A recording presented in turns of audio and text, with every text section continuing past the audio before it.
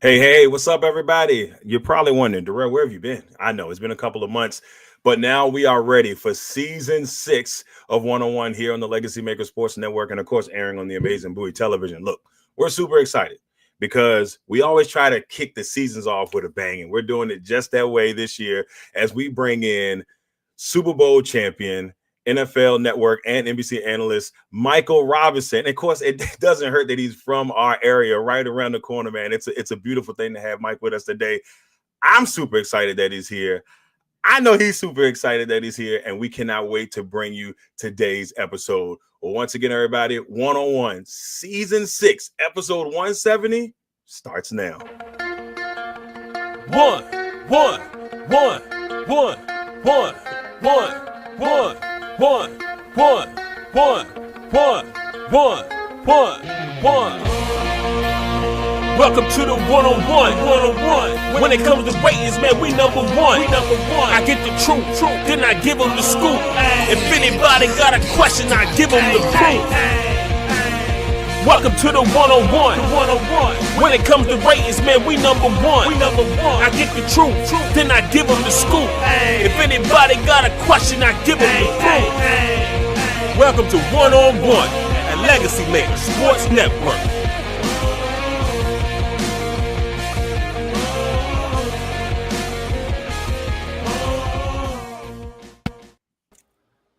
Yes, ladies and gentlemen, we are here and we are ready for it. It's episode 170 of One on One here on the Legacy Maker Sports Network, and of course, airing on the amazing Bowie TV. And with me today, and look, y'all know who he is. Why do I even need to give introduction? But if you don't already know, Super Bowl 48 champion, NFL Network, NBC analyst, and the man, the myth, and legend behind E2E. For those in our area, if you know, my man, Mr. Michael Robinson.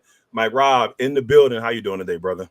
Man, doing great, man. D, thank you for having me on, man. Great show by you, man. Always good when I can connect with, authentic people, like especially with an audience that has our people in it. So yeah, man, I always like to do that.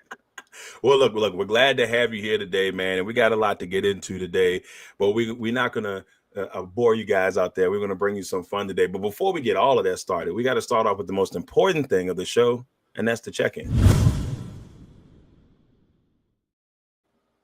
All right. So, Mike, the most important part of this show is checking in on you, brother. Okay. With you, how's life treating you?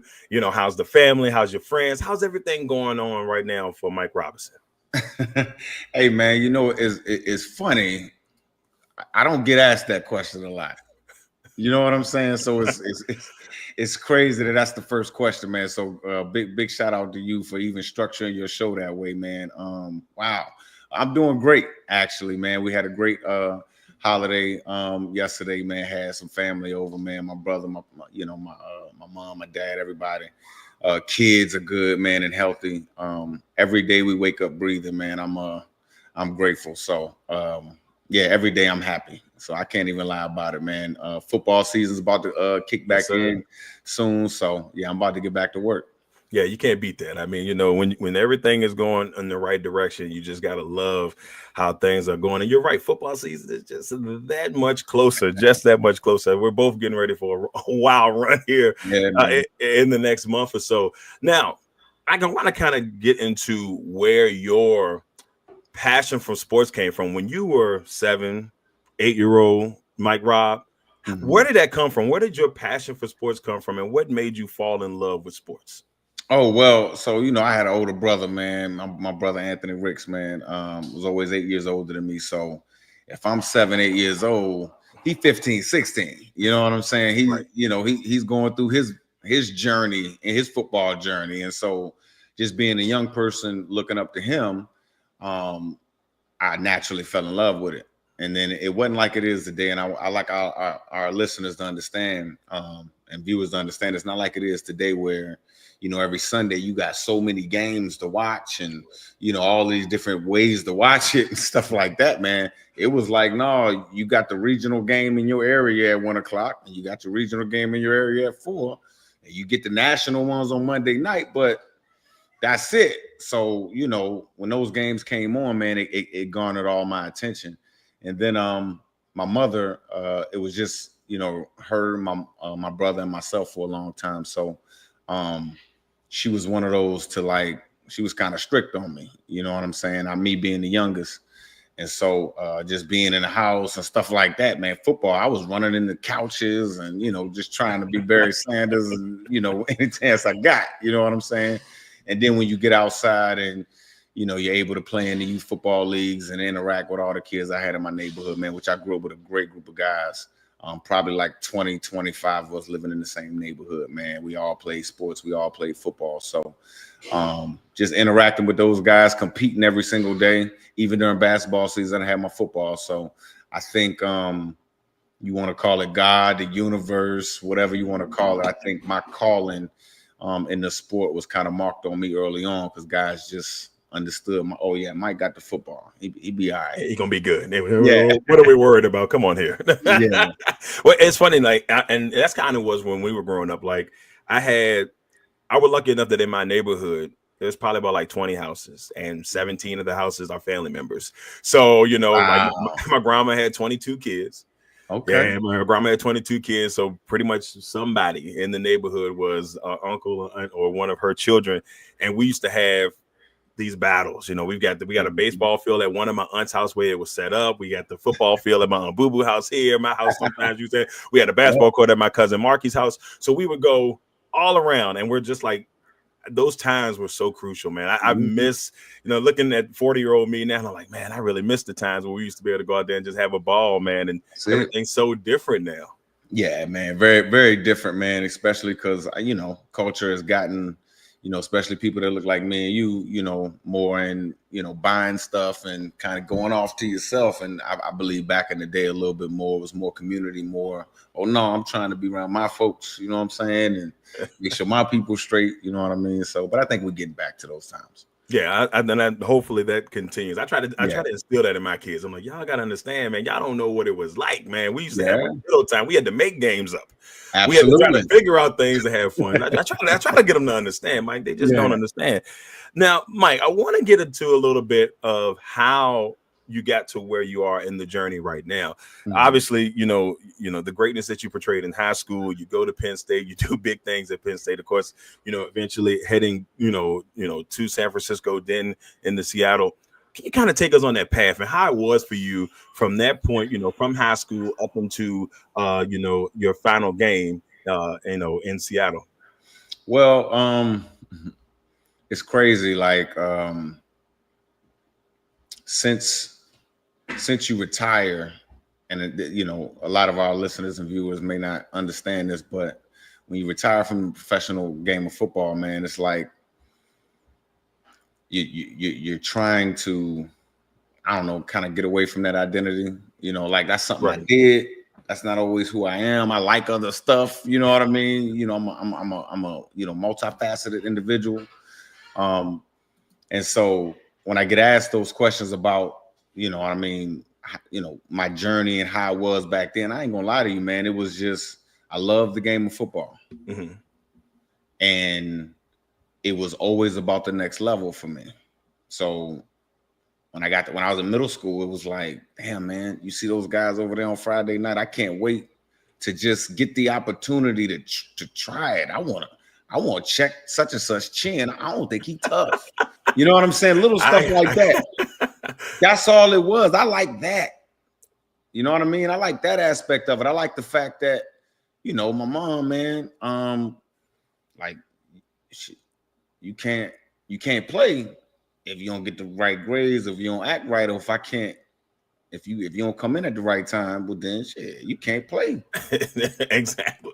So I almost realized at an early age, like, damn, man, football got a hold on me, man. I'm actually coming in on time. I'm actually studying, you know what I'm saying? Like, and I want to do it because I want to play this game.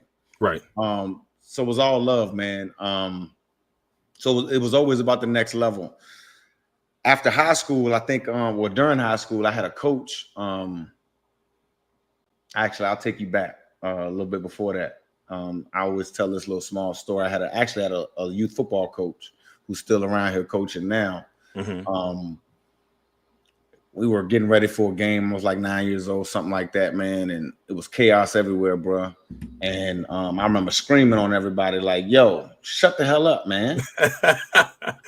I was the quarterback at the time, and I understood us playing, but I needed to get some stuff done. It was 2 days for the game. Anyway, that coach pulled me to the side and was like, yo, how you do that? I didn't really understand what he meant.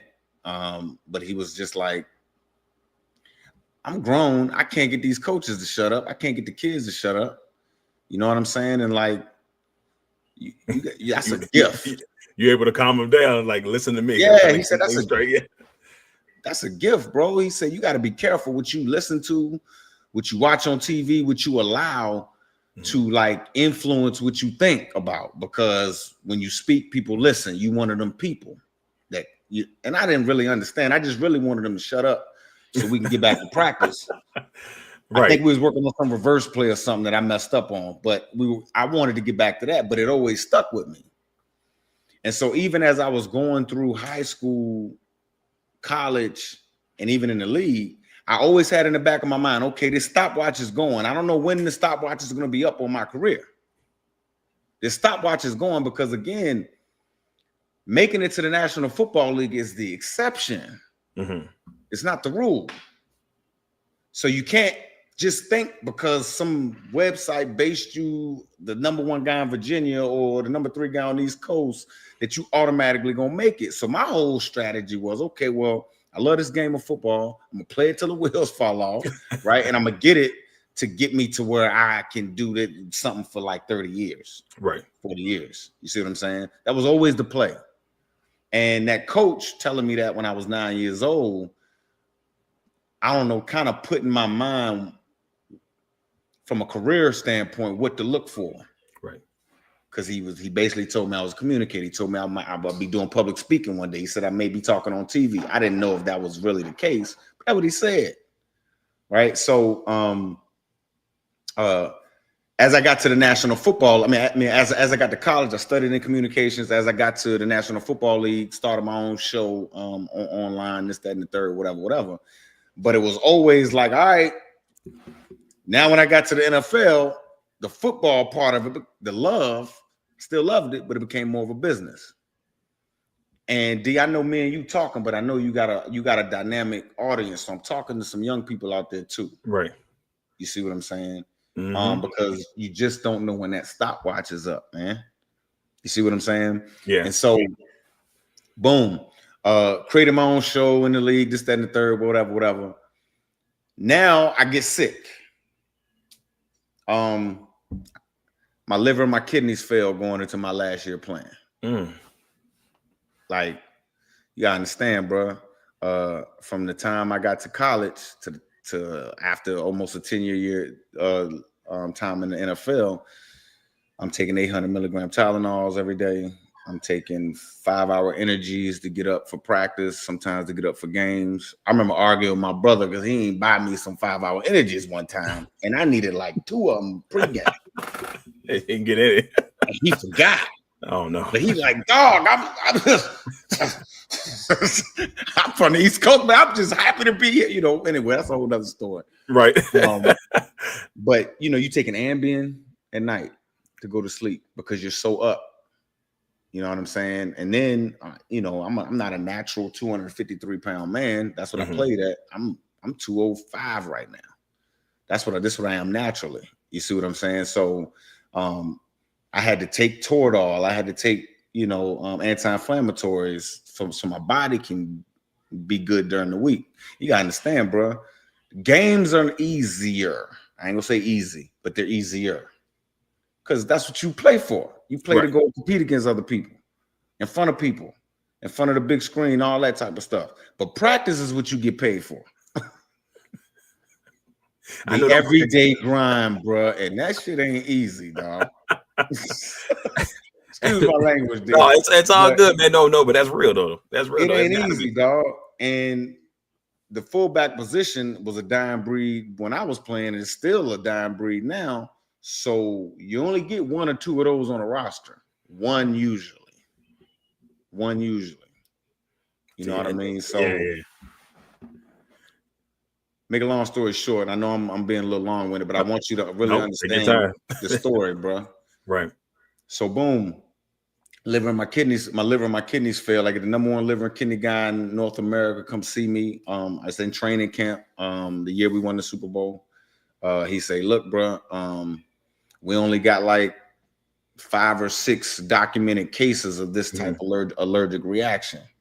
So I would only recommend you take 2 Tylenol a day if you have to take some type of pain management. I'm like, 2 Tylenol a day?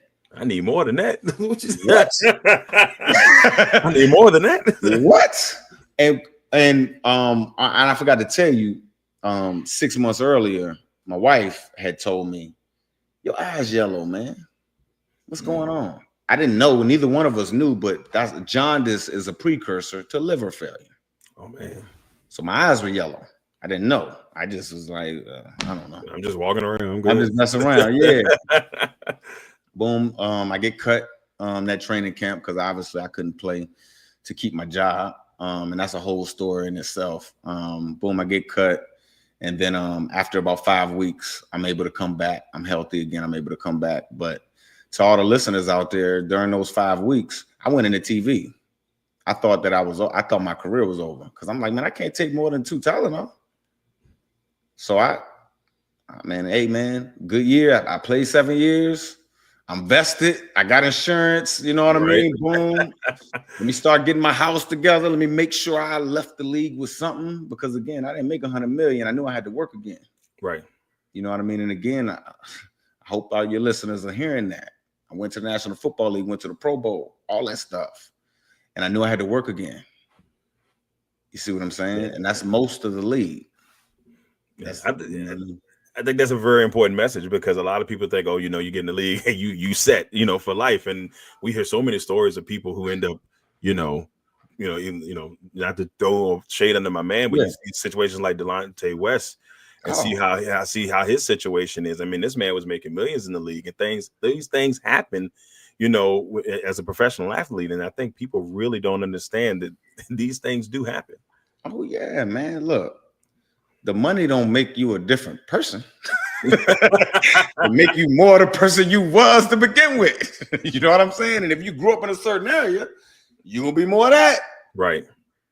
And I think that's the plan, though. I think the plan is to give a lot of the young athletes as much money as possible so they can blow it. And you know what I mean? When I say plan, I think, from people a lot higher up than me and you talking. You know what I'm saying? We got a little bit more clout. I got a little bit more clout than me and you. Right? But yeah, man, got back on the team. And then the rest is really history. But while I was out, I got on TV and I actively recruited myself. So what I did was like one time I was on ESPN just doing the rounds. And I remember the host asked me before our segment started, hey, how you feeling? You look good or whatever. And I was like, you know what? Ask me that same question when the lights come on. And so, boom, she asked me. I'm feeling good. I did 225 20 times this morning in the gym, basically telling them I got my weight back. I got my strength back. Yep. You know what I'm saying? Smart move. Smart move.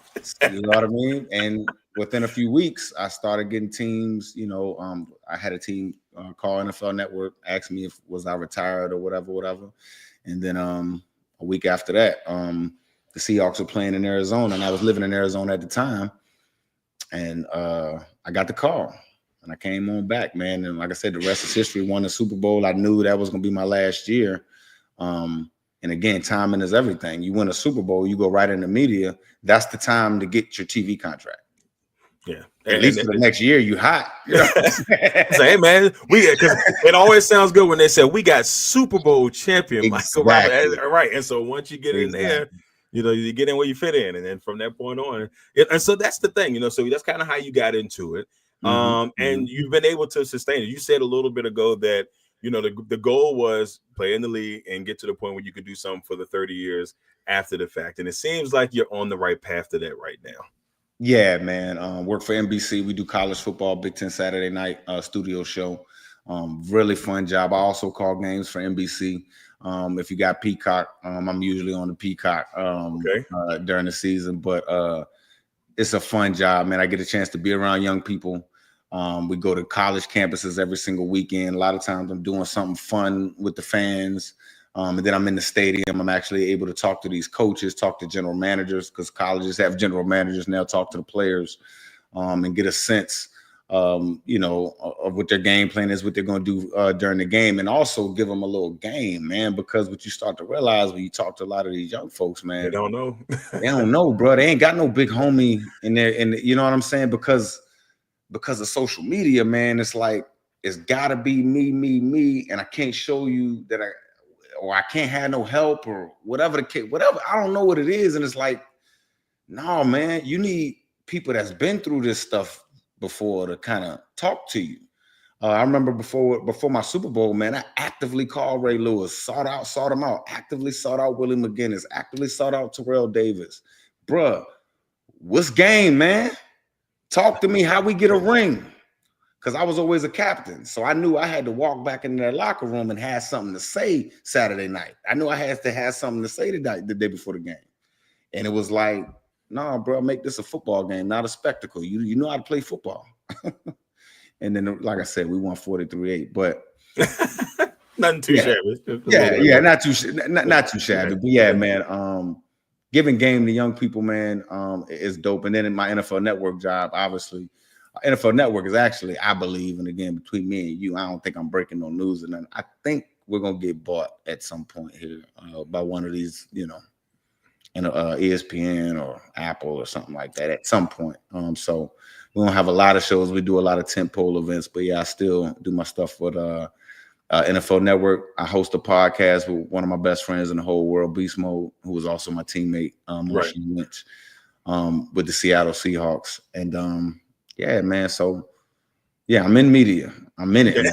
Yeah, I'm really entrenched in it. Just pushing right along, you know. And look, and the pod is really good. I've had a chance to really kind of look over the last couple of days, just really checking it out. And you guys are great. My sister, by the way, my older sister, absolutely in love with Marshawn. I mean, everything about him is her jam. She's like, Darrell. She's like, Darrell, I know you out there on the sidelines. She was like, if you see Marshawn, I need you to tell him this, and that. I'm like, all right, sis, look, if I see him, I'll say hi or something, but what do you want me to do? But yeah, she's absolutely in love with Marshawn. So when I told her I was having you on, she was like, oh, you just tell him I said, I will pass the message. The realest dude you will ever know. And I know people say that about him. They don't really know him. I know him. Right. He's really the realest dude. He's the only one that came to see me in the hospital. Wow. When I lived there, my kid, only one that came to see me, he's babysat my kids. I'm talking about when they were like babies. And he was still a, young Marshawn, kind of, moving and shaking. You know what I'm saying? Right. He calmed down one night just to babysit my kids. And he, he would come to my camps every year here in Richmond, Virginia, man. So, yeah, man, he's a real one. I'll pass the message. Yeah. There you go. She will be smiling tonight. And you talked a little bit about, passing on the message and passing on, trying to help the young crowd out and E2E. I mean, the work that you guys have done there. Can you give us a little bit about what that whole project, the foundation and as a whole has been and what has meant to you and what you want the message to be for the youth out there, that are kind of still trying to find their way in this game? Yeah, man. Excel to Excellence Youth Football Foundation. That's my foundation, my 501c3. We've been around for almost 15 years now, man. I can't say enough about my staff. We actually operate the youth football here in the Central Region, part of Virginia. Our motto, we want to unite Virginia. I have a plan. I believe we can have a one league Virginia and have our different areas where we compete. And when we send people to states and these other areas, we send in our best. We should be able to send our best, consolidate everybody together. So that's still a plan we're working on. But at our core, we're like the NFL in the area, so to speak. Mm-hmm. So we operate your league. The presidents make the rules. The presidents of our organizations tell us basically what they want to happen, i.e. the owners of the NFL, and we just operate it for them. My goal is always to give coaches and presidents of organizations as much resources as they possibly can to help the single parent. That's a big And I deal. know every kid doesn't come from a single parent household, but I did, and I'm the founder, so that's just the way it's going to be. You know what I'm saying? Because my mom had nights where she needed my coaches to pick me up. Like, Right. there was no way I could go to practice if my coaches didn't help. There was no way I could make games.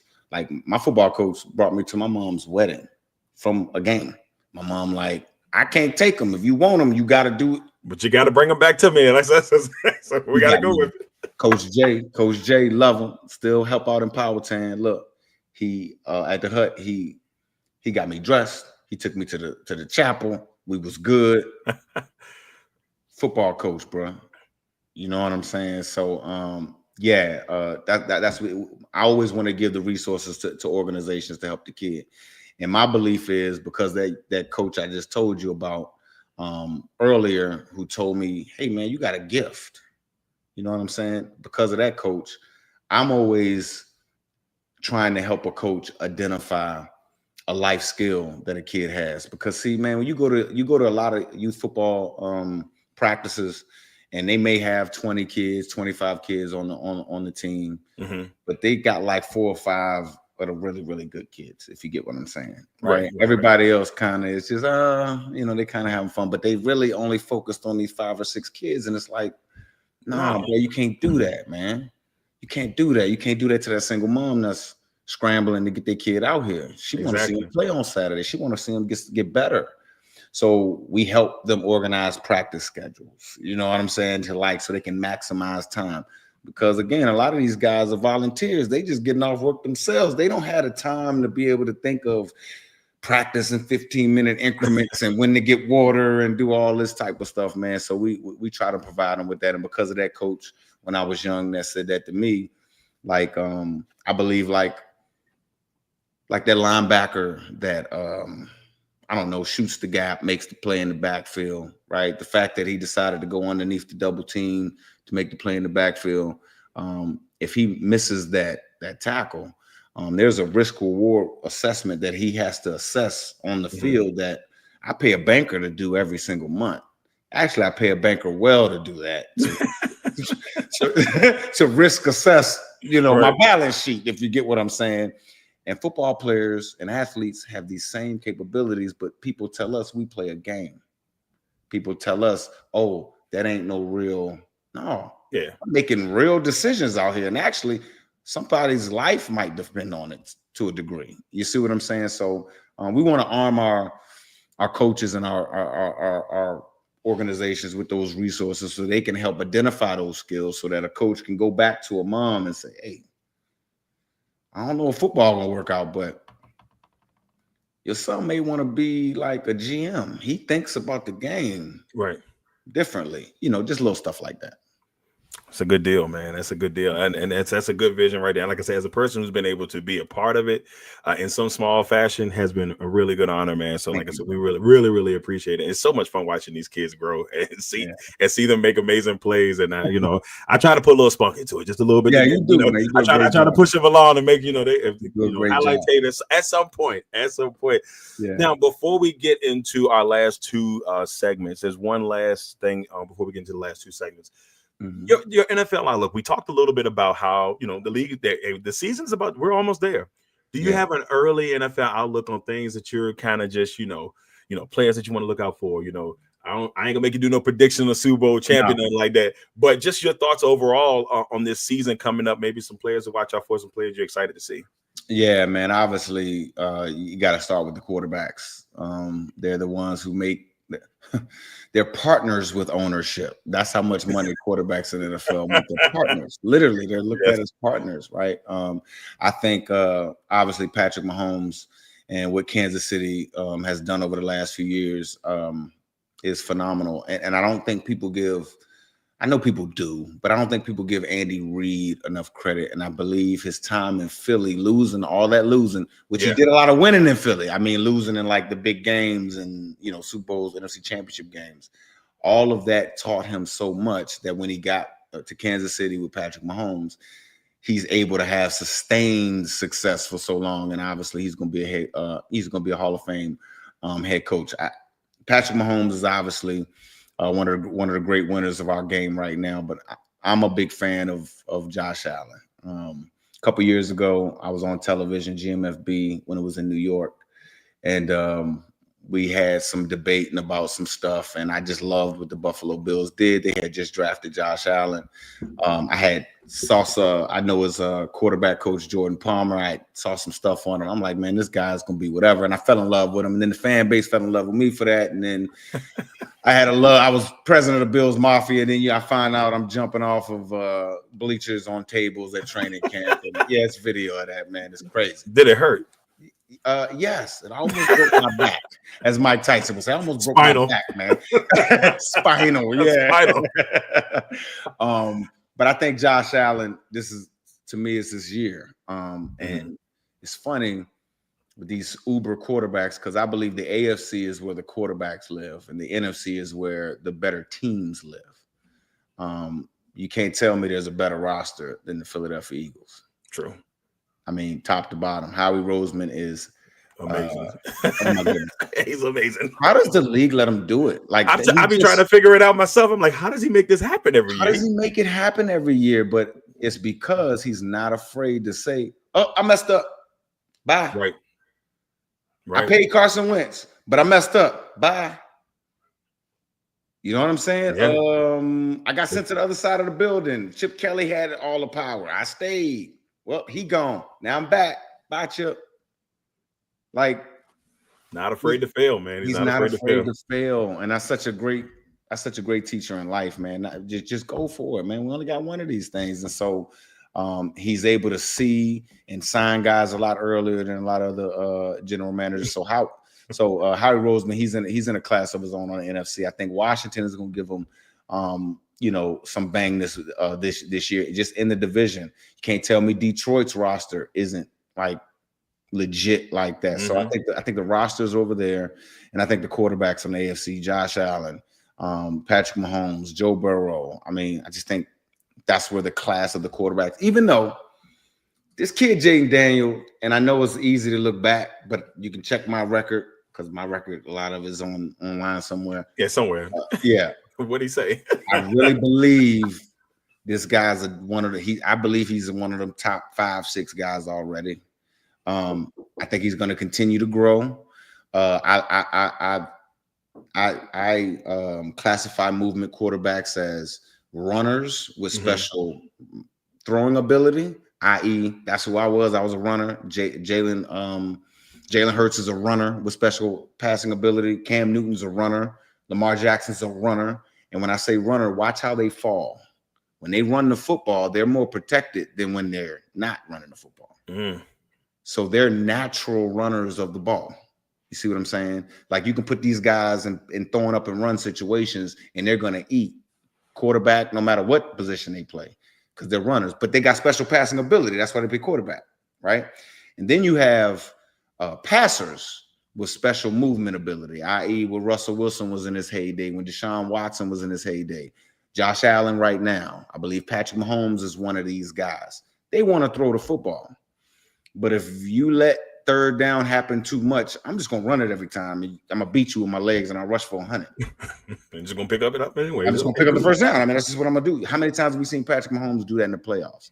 So I think the quarterbacks on the AFC, my early Super Bowl matchup would probably be Buffalo-Philly right now. I think Baltimore is right there. I just think for whatever reason, the play callers completely lose their mind. And they changed their mind at the wrong time. Oh my God, it's so crazy, right? Completely change up. I don't understand it.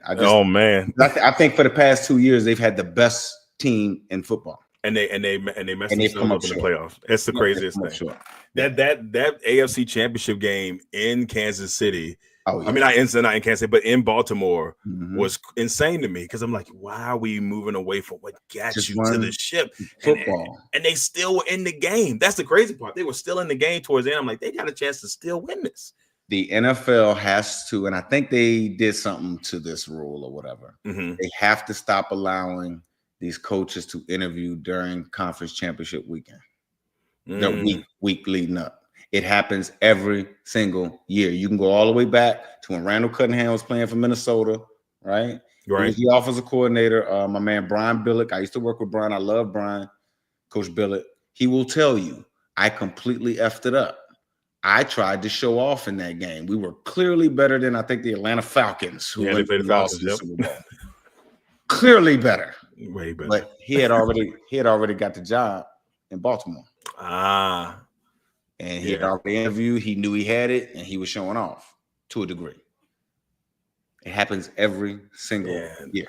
I didn't understand that. That's one thing I would always like. I would think the coaches, you should wait till after the season, like completely before they start. And I know the way that the season kind of works, you know, you got that last month, but man, it takes away from the team when you're focusing on a job. I mean, Ben Johnson. If I wait, the Super Bowl's what, February 8th, 9th? February 8th, yeah. Yeah, if I wait till then, the combine's February 20-something. Yeah, so you don't have a lot of time. That's the only bad thing about it. The only bad thing about it is like you would want the guys to have enough time to kind of, hey, let me focus on and finish the job here.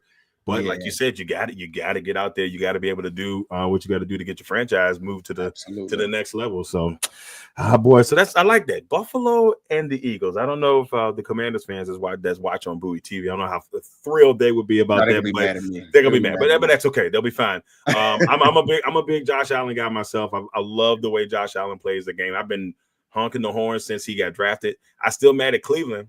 Cleveland had the first and the fourth pick in that draft, right? Yep. And I told everybody leading up to it, I said, this is what you do.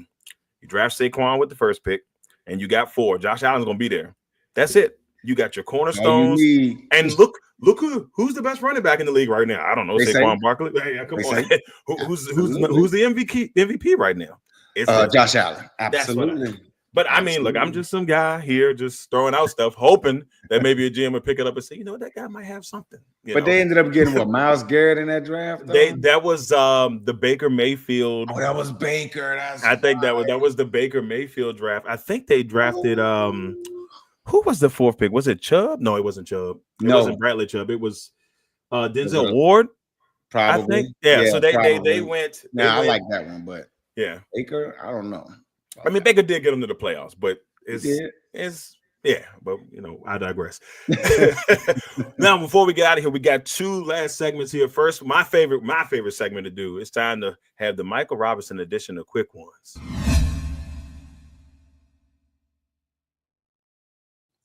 Now, Mike, I have to know, are you ready for your edition of Quick Ones here? Let's do it. All right, here we go. First one. What's your favorite sports moment? Now, this could be personal. This could be something you watch on TV. It could be anything. You ain't got to go into it no more. Beastquake, bro. I was in on the play, dog. It was 70 power. We blocked it terribly. I was supposed to block the outside linebacker. Tight end turned out on the outside linebacker. So I'm just finding color because I'm a football player. I blocked Jonathan Vilma. I take 3-4 steps with Jonathan Vilma.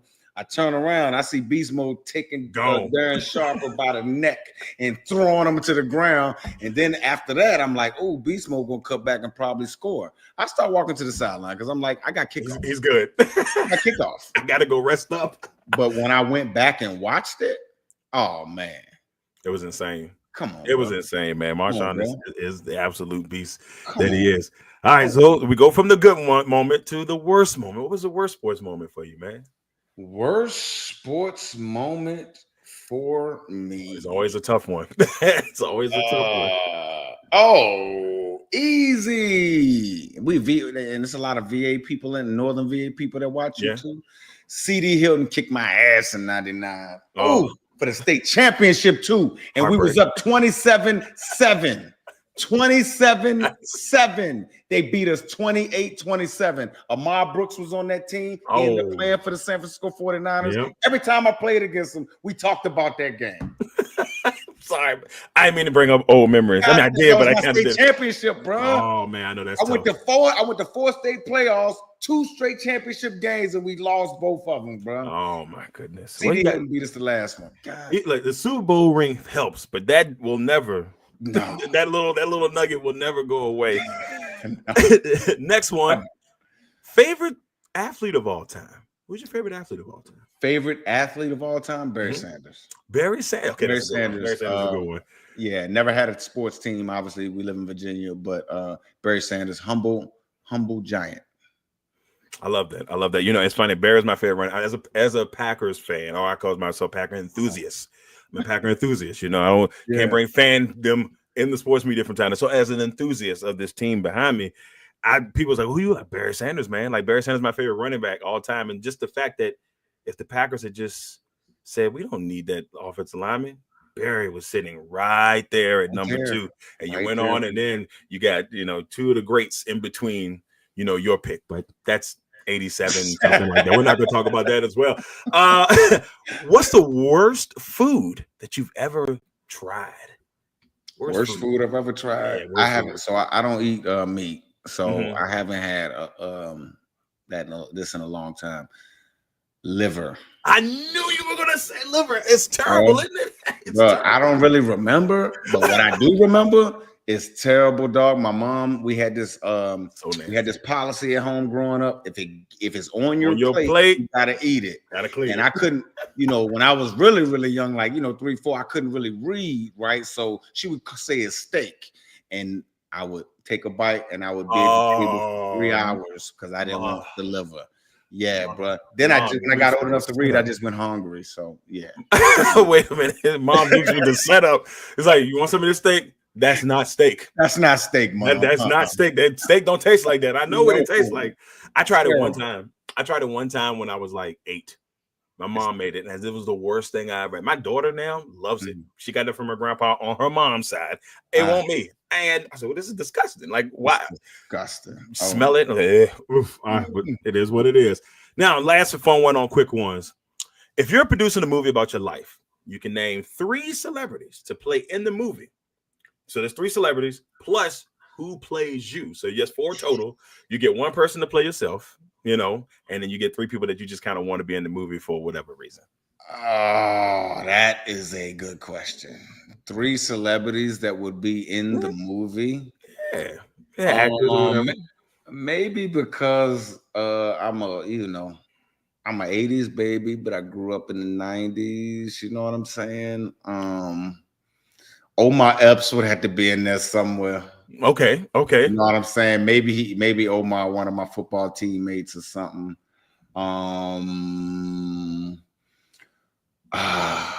Probably like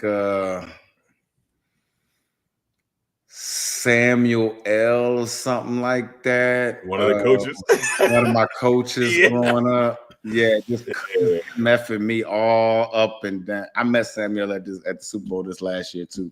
Great dude. Cool. That's too Samuel, you could have told me what the halftime was. Oh my goodness! I know, right? He was the guy of it. But anyway, got to keep it on the hush. Look. Yeah, he couldn't say nothing. Another celebrity, probably.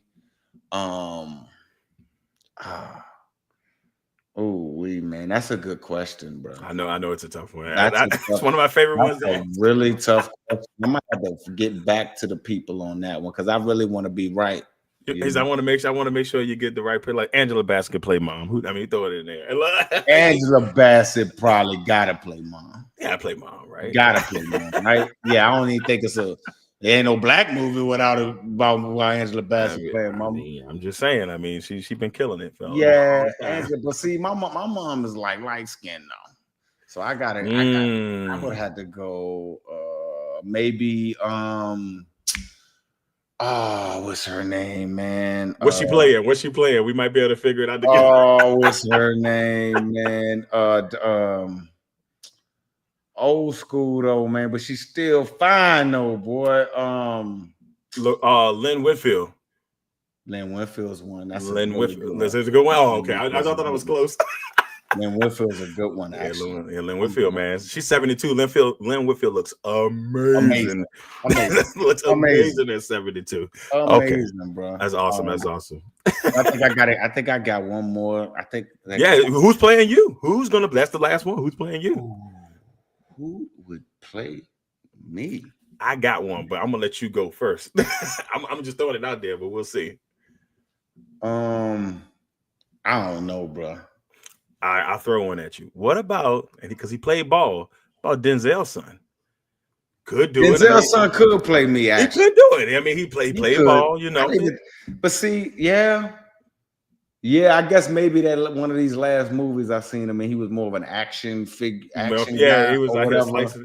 Yeah, I think that may have threw me off, but he was an athlete in the. He was in Ballers, and they did a good job in Ballers. So okay, let me get this maybe. Thank you, bro. I appreciate it, because I would have been thinking. I've been sitting there for a minute thinking. It's like, who can play me? Don't worry, it'll come to you at some point. Next time we see each other, you'll be like, I got it. I got it. This is who it was. This is who it was. So there it is, ladies and gentlemen, the Michael Robinson edition of Quick Ones. And we're about to finish this bad boy up the only way we can. And it is time for Mr. Mike to leave his legacy. All right, Mike. Look, once again, Mike, man, we appreciate you coming on. It's been an absolute honor to have you on today's show, man. And I'm so glad I was able to kick off season 6 with you. And I'm just super excited to have you here, brother. Man, thank you, brother. I appreciate you having me, man. This legacy question is a big one, man, because it's one of those deals that, like I tell Beast Mode all the time, bro. When you get in your 40s, because he's right there, right? He's like right there, like 40s, right here. You know what I'm saying? Like, bro, you gonna wake up, you gonna get out the bed, you gonna feel a little differently. It's tough. Number one, and number two, you gonna start thinking about like, legacy in life, that you not walking the planet, and how people gonna think of you and talk about you and stuff like that. So this been on my mind. I don't know, man. I've learned that I got a lot of Native American, which is a lot of us are not Native American, Indian. I'm talking about Indian. There you go. You know what I'm saying? Let me be precise. You learn about all this stuff. We just went to a family reunion in Detroit, man. Met a bunch of different Indians, so to speak. So, my legacy, man. I wanted to be. I was unapologetically me. I was authentically me, and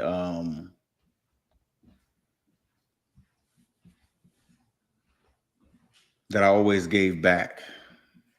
You know what I'm saying? Right.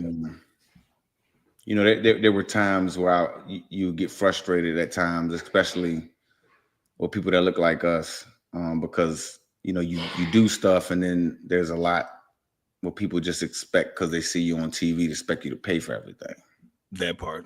You're like, well, hold up, man, I got life to live. You know what I'm saying too. But you start to realize some of the different things and why people think certain ways, and sometimes it's not their fault, and they're programmed to be that way. But I want to be known as a guy who's always giving back, always thought about his community first. You know what I'm saying? And through my children, right? Because I want my children to live a life better than I ever could have imagined to live. Through my children, that's how I kind of want the world to remember and see me through them, because I want to be what they stand on. And I know that's changed, because before, I played quarterback in college, Heisman finalist, all of that. So there was a time in my life where I had visions of being, the man in the National Football League, right? But what I've grown and noticed through growth and through getting older is I didn't play fullback just because I was good at it. I played fullback because a lot of times I'm in a position to push and help the runner score, if you get what I'm saying. You know what I mean? Me and Beast Mode building a media empire, so to speak, through Beast Mode Productions. Along with some other folks. I want to be known as a media exec. I want to be known as one of the great leaders of our time. I want to be known as a great football mind. I want to be known as a great human. And I want my legacy to be shown through my children, man, and through the foundation for Excel to Excellence Youth Football Foundation. That's really, I know that's a lot, man, but no, you're on the right path for it, man. You're on the right path for it. I think that's a beautiful thing, man. Because like I said, a lot of people that don't think about it. You turn 40, everything changes. I turned 40 in December, and I'm like, man, I remember when I turned 30, and I said, man, I turned 30, everything started aching. Turn 40, you really just start thinking about it because unfortunately, you start losing people. Things start to kind of like come around, and you're like, okay, man, well, how do I handle this thing throughout, the rest of the time? And so it's a very big part, and you're on the right path for vision wise on that legacy, brother. Everything's cooking the right way. Thank you. Well, everybody, it has been a fun way to start season 6 of 101, and I'm excited. We got a lot of great guests coming on this year. Our next week is real quick as a quick plug for next week. Next week we got my man Sean Mears, professional sports public announcer. He does VCU. He does women's lacrosse for UVA, softball, Longwood, William and Mary. I can go on and on and on, but my man Sean will be joining me next week for episode 2 on this one, episode 171 overall. So Sean, can't wait to have you on, brother. He's another great guy in this industry. But once again, I want to thank everybody for tuning in. I hope you guys enjoyed it. Mike, I cannot begin to tell you. I know I've said it probably 1,000 times already, but I'm so happy to have had you on, man. And just seeing a guy like yourself from VA do it, especially in the Central VA, it's really good thing to see, and seeing you thrive and seeing you do great things on TV over the past, 10, 15, almost 10, 15 years now. You've been running the academy, man. Yeah. So it's been a great thing to see, man. I won't tell nobody, but you're halfway to the 30 though. But once again, y'all, we thank Mike for coming on. We truly appreciate everybody for joining us for episode 170 of 101. We will see you all next week for another one. Make sure you check all the great shows on Legacy Maker Sports Network, and of course, check out Bowie Television. Until next time, I'm Darrell Owens, Mike Robinson, the real Mike Rob in the building, here with us. We'll see you all next time.